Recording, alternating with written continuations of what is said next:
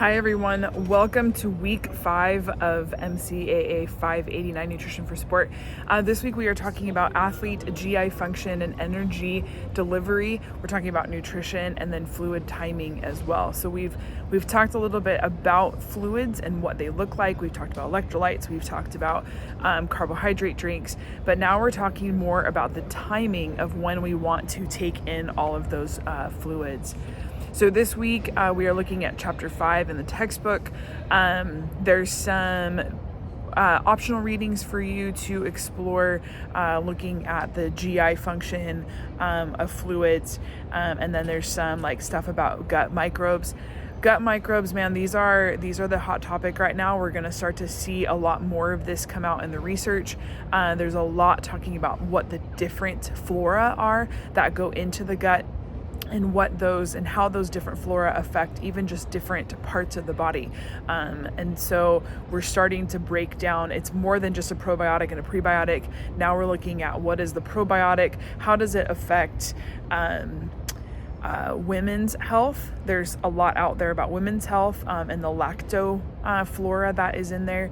And then there's also talk of the different flora for brain health and other different organs. And so at the end of the day, a probiotic is a probiotic. The more strains you can get, the better. But we're starting to look more into all those different flora.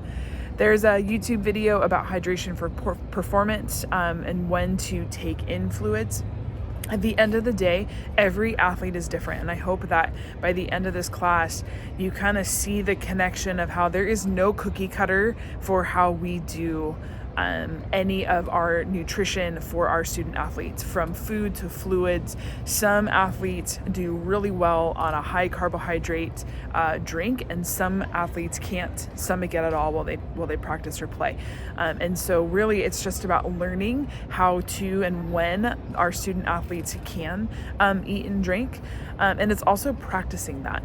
And so at the beginning of the season, there might be less tolerability to consuming foods and fluids during performance. But as they practice, as they consume more throughout their every day that they're practicing, they might find that they're able to consume more and more.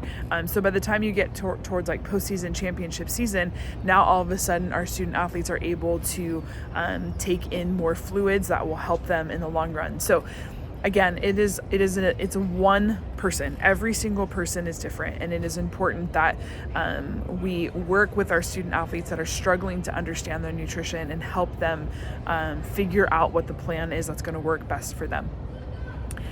We have a quiz this week. The handout assignment is due this week, so go in and check on what that looks like. And then there's your weekly devotion. So I hope you're having a wonderful week, and I look forward to reading your discussions.